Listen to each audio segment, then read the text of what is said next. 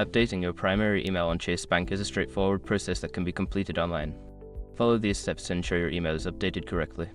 Step 1. Log into your account. Visit the Chase Bank website and enter your username and password to access your account. Make sure you are using a secure internet connection.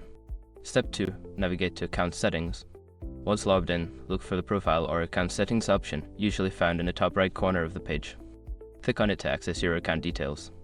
Step 3. Select Email Preferences.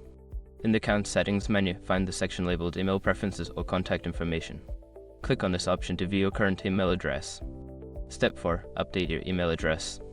Enter your new primary email address in the designated field.